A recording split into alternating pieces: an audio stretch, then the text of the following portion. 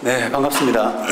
오늘 평소보다 조금 많이 와주셨다 그래서 제가 참 기분이 좋았습니다. 예. 사실 우리 부동산 분야가 사실 굉장히 우리 삶에 굉장히 밀접한 관련이 있습니다. 그래서 여러분들이 관심을 좀 많이 가지셔야 되고 또 이 부동산에서 한번 실패하게 되면은 인생이 자칫 이렇게 많이 흔들리게 되는, 휘청거리게 되는 그런 결과를 낳을 수가 있습니다. 그래서 저는 이게 부동산 거래나 뭐 투자 이런 데서 실패하지 않아야 된다, 이런 말씀을 좀 많이 드리는데요. 여러분들이 아는 것보다, 여러분들이 듣고 보고 하시는 것보다는 훨씬 부동산 때문에 이렇게 마음 아파하시고 힘들어 하시는 분들이 주변에 참 많이 있습니다. 그래서 오늘 뭐 그런 차원에서 제가 주제를 한번 정해봤는데요.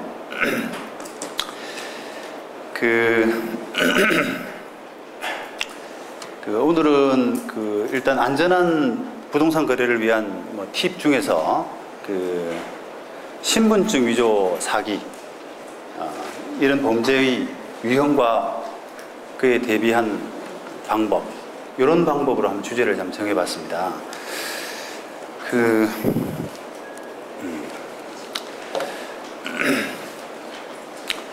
여러분들 혹시 뭐 신분증 위조 사기 범죄가 있다라는 부분은 좀 들어보셨어요? 예, 간혹 뭐 신문이나 언론에서 많이 나죠, 그죠? 예. 그런데 이게 기자들도 사실은 전문 기자들이 많지가 않다 보니까 이런 사건이 나면은 이렇게 신종 사기다 이렇게 해서 보도되는 경우가 참 많아요. 그런데 신종이라기보다는 굉장히 역사가 오래된 범죄입니다. 신분증 위조해가지고 부동산 사기치고 도망가고 하는 그런 일이 굉장히 오래된 일이에요. 대법원 판례가 벌써 90년부터 있어 왔기 때문에 이게 벌써 대법원 판례가 23년 전이잖아요. 신분증 위조해서 해서 중개업자한테 손해배상 청구했는데 중개업자가 손해배상을 해야 되느냐, 이런 문제 가지고 1990년부터 대법원 판례가 있었다는 거죠. 그러니까 그 전에 얼마나 많은 일이 있었겠어요. 근데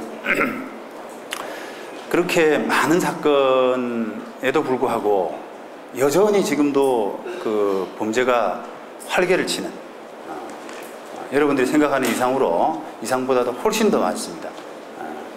그런 사고가 계속 반복되고 있어서 제가 실무적으로 접해보면 참 너무 안타까워요. 맨날 어떻게 이렇게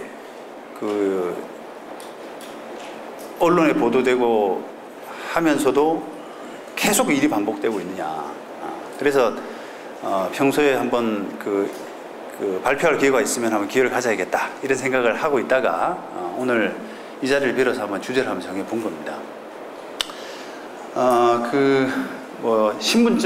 신분증을 위조해서 사기를 치는 부분은 보시다시피 지금 매매, 임대차, 대출 이런 부분에서 각종 모든 분야에서 다 일어나요. 매매 같은 경우는 우리가 한번 생각해 보시죠. 우리가 부동산 사고자 할 때 등기부 떼지 않습니까?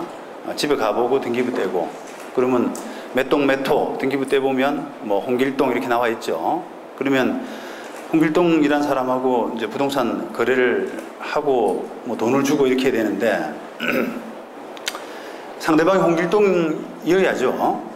근데 물론 이제 홍길동이 안 나오고 홍길동의 대리인이다라고 해서 홍길동의 배우자가 나온다거나 홍길동의 친척이 나온다거나 이런 일도 있을 수 있죠. 그래서 대리인으로 나오는 경우는 일단은 제가 마지막에 조금 시간 되면 설명을 좀 드릴 거고요. 일단 대리인이 아니라 이제 본인이다, 내가 홍길동이다 라고 해서 나오는 경우인데 그게 결국은 홍길동이 아니라 사기꾼인 그런 경우가 참 많다는 겁니다. 그러면 가장 쉽게 생각할 수 있는 부분이 등기부에 홍길동이라 되어 있으니까 그 홍길동에 맞춰가지고 등기부 보면은 홍길동 해서 주소, 주민번호 이렇게 나와 있지 않습니까? 그러다 보니까 거기에 맞춰서 신분증을 위조하는 거예요. 사기꾼이 신분증 위조해가지고 내가 홍길동이요, 자기 사진 붙이고요, 홍길동이요라고 해서 그거를 제시를 하는 거거든요. 그러면 그런 게 이제 매매할 때 이제 동원이 되는 거죠. 아주 단순하잖아요, 그죠? 그래서 우리가 이런 범죄 자체가 아주 수법이 간단하기 때문에 이게 신분증만 믿어서는 안 되겠다, 이런 생각을 우리가 해야 되는 거예요. 근데 일반인이든 뭐 부동산 중개업자든 이게 너무 신분증을 가지고 신분증에 의존해서 그 사람을 소유자로 생각하는 경향들이 매우 큽니다. 그 다음에 신분증과 별도로 뭘 요구하는 것이 굉장히 큰 신뢰라고 생각을 해요. 또. 신분증 있으면 됐지. 내가 뭐 신분증 이상으로 당신한테 더 설명을 해줘가면서 그렇게 한다는 거는 좀 너무하지 않느냐. 기분 나쁘다는 거예요. 그러다 보니까 더 이상 접근이 잘 안 돼요. 그런데 실제로 신분증 위조는 굉장히 쉽습니다. 쉬워요. 그래서 신분증만 믿어서는 이제 안 된다라고 하는 부분을 여러분들이 확실히 이번 시간을 계기로 해서 확실히 생각을 가지셔야 돼요. 자, 그러면 지금 매매 같은 경우에 뭐 실제 사례인데요. 이게 예전에 이제 부동산 값이 많이 오를 때, 재건축하고 막 이래 하잖아요. 많이 오를 때, 이 발생한 사건, 이 사건 같은 경우는 집도 안 보고 샀어요. 만약에 잠실에 무슨 재건축 아파트다. 그러면 그게 이제 재건축하는 아파트다 보니까 관심을 가지는 것이 대지 지분. 그 건물은 이제 허물어뜨리는 거고, 건물 평수, 대지 지분, 이런 것들만 관심이 있는 거죠. 그러다 보니까 뭐 자고 일어나면 값이 오르고 하기 때문에 막 사는 사람이 마음이 이제 조급한 거죠. 빨리 살려고. 그러다 보니까 가지도 않았어요. 집에. 가지도 않고 그냥 아파트의 소유자라고 하는 사람, 사기꾼입니다. 신분증을 위조해가지고 나온 사기꾼한테 그냥 계약하고 돈 주고 버린 거예요. 그런 경우가 있었다는 거죠. 그 다음에 뭐 그런 경우가 이제 아주 어처구니가 없죠. 근데 그 사건은 이게 대건축이 임박하고 하기 때문에 뭐 소유자가 거주하기가 좀 불편하다거나 하는, 그 다음에 또 구조를 아예 볼 필요가 없다거나 이렇게 해서 사는 사람이 아파트를 굳이 둘러볼 필요가 없다는 부분을 노린, 그런 부분을 허점을 찌른 그런 범죄라고 할 수가 있거든요. 그런데 굳이 이제 거기에 국한되지 않더라도 매매에서도 얼마든지 그런 경우 범죄가 많이 일어날 수 있는 것은, 예를 들어서 이제 우리가 집 살 때 가장 흔하게 이제 우리가 거래하는 방식은 집을 둘러보잖아요. 가서 집이든 뭐 상가든 간에 둘러보고, 그 다음에 등기부 보고 문제가 없는가 보고 이렇게 확인하게 되는데, 집을 둘러볼 때 그 집에 있는 사람이 이제 홍길동이라고 치면은 홍길동이가 가보니까 그 집에 살고 있습니다. 살고 있는데 그 사람을 그래서 이제 저 사람이 신분증도 홍길동이 신분증을 가지고 있고, 그 다음 실제로 집에 살고 있고 하기 때문에 그 사람이 소유자다, 이렇게 이제 믿은 경우가 많잖아요. 그런데 가만 또 생각해 보면은 그 사람이, 그러니까 집주인이 아님에도 불구하고 거기 집에 눌러 앉아 있는 게 된 경위 내지 이유는 여러 가지가 더 있을 수가 있어요. 예를 들어서 홍길동이란 사기꾼이죠. 사기꾼이 진짜 홍길동이 하고 임대차 계약을 해요. 그죠? 임대차 계약을 해가지고 이제 그 집을 사기를 치려고 들어가는데 돈이 많이 없으니 돈이 많이 안 들어야 되잖아요. 뭐 범죄란 것도 수익인데 적은 투자에 큰 수익, 이렇게 돼야 되잖아요. 그러니까 월세 계약을 주로 합니다.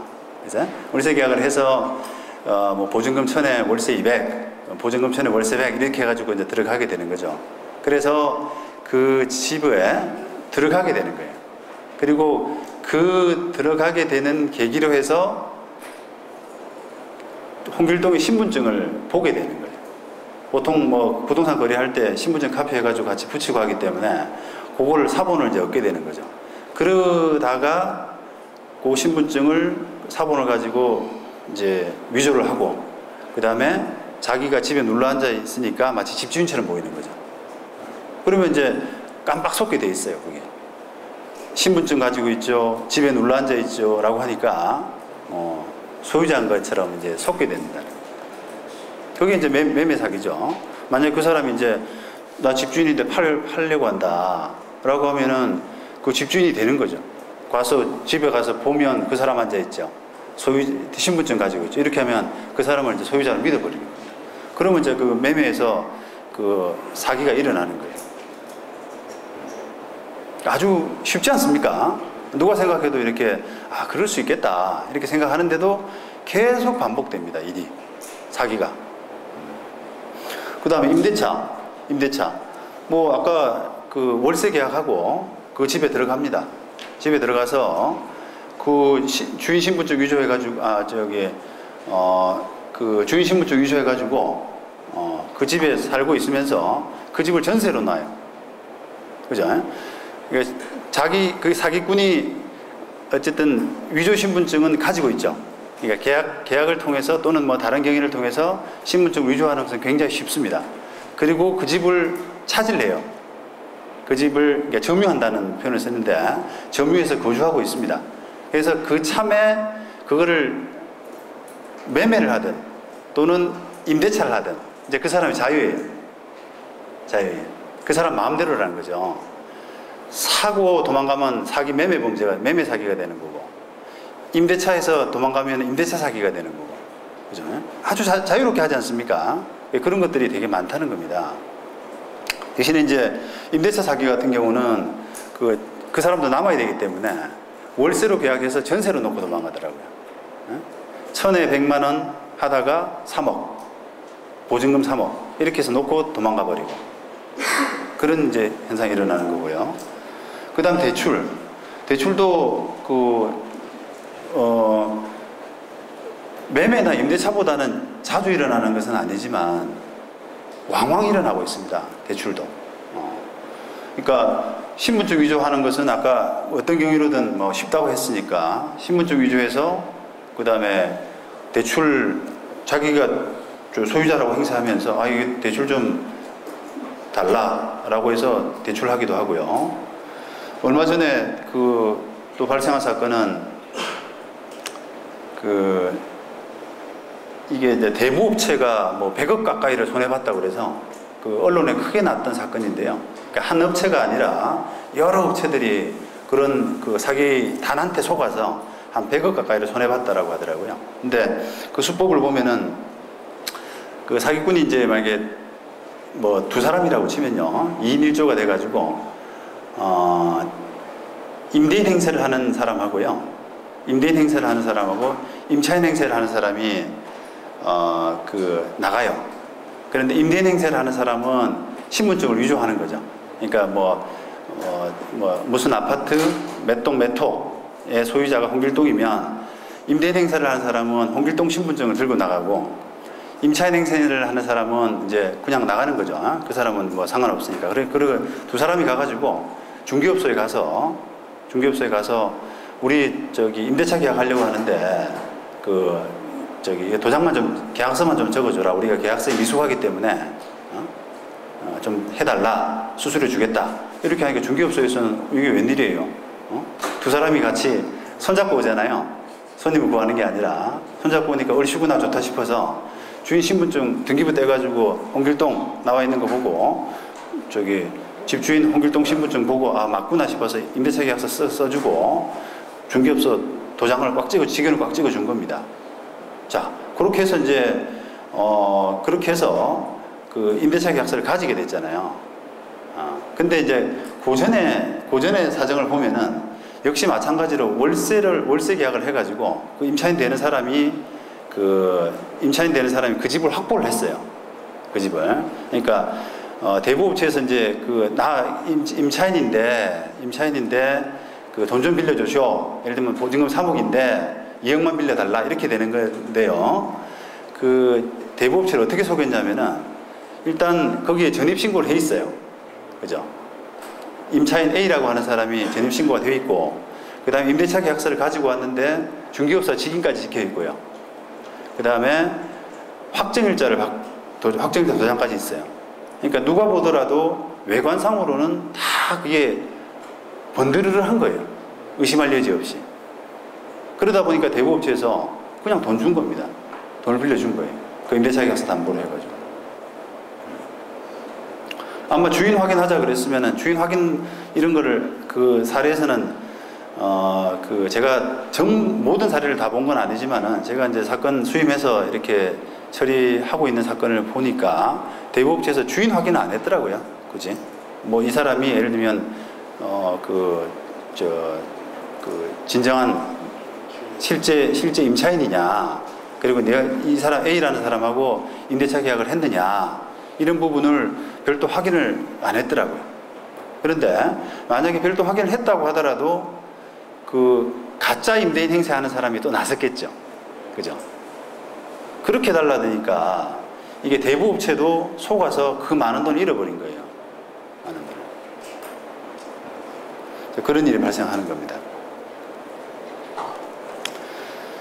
그리고 뭐 이게 그런 이제 아주 이제 요까지가 이제 뭐 어떤 기본이라고 좀 할 수 있는데, 여기서 다양한 변종들이 많이 생겨요.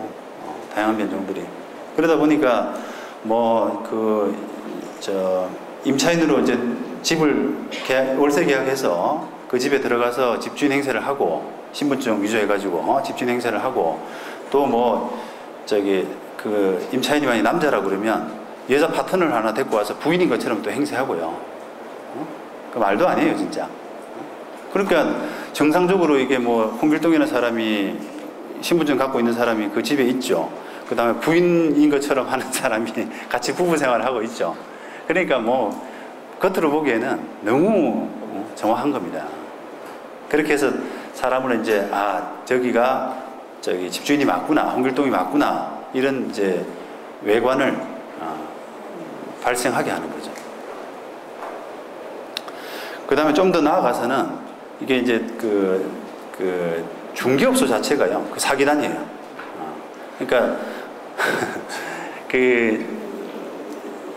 보통 이제 지금까지 설명드린 부분은 대부분 다 중개업소가 속았거든요. 중개업소도 이제 뭐 그런 사기단, 뭐 임차인, 임대인 손잡고 와서 뭐 계약하고 할 때, 저 사람이 사기꾼인지 모르고 계약서 써주고, 뭐 그런 이제 중개업사도 속은 케이스인데, 한술 더 떠가지고 이 일당들은 아예 중개업소까지 차렸어요. 아예. 그래서 그 중개업소 차리고 중개업자 행세하는 사람, 중개업자인 행세하는 사람, 사장이고, 그 다음에 임차인 역할, 임대인 역할 다 하는 겁니다, 전부 다. 그러다 보니까 그 중개업소를 찾는 손님들이 다 피해자가 된 거예요. 그 사람들은 뭐 중개업소를 믿을 수밖에 없는 거 아닙니까?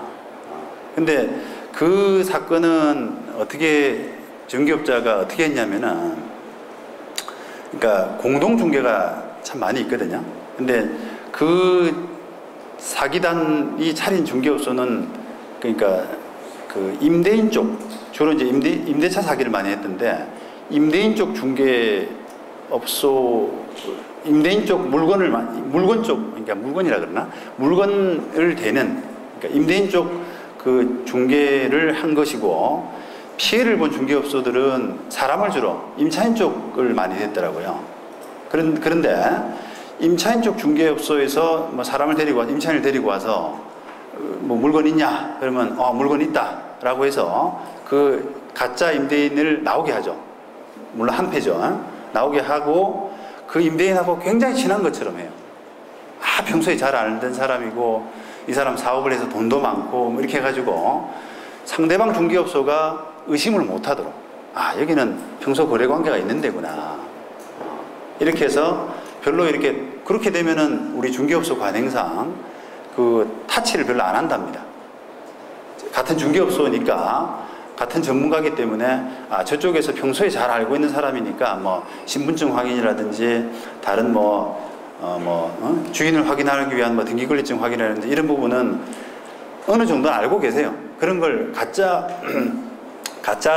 소유자들이 있기 때문에 그 부분을 확인하기 위한 뭐 여러 가지 그 확인 절차들이 필요하다. 신분증에 국한되지 않고 하는 부분들을 알고는 있지만 막상 이제 상대방 중개업소 쪽에서 뭐 회장님 이러면서 이런 식으로 이제 친한 척을 하고 친분을 과시하기 때문에 거기에 대해서 더 이상 접근이 안 된다는 거예요. 그러다 보니까 그 임차인 쪽에서 그냥 손해를 보게 되는 그런 사태가 생기는 거죠.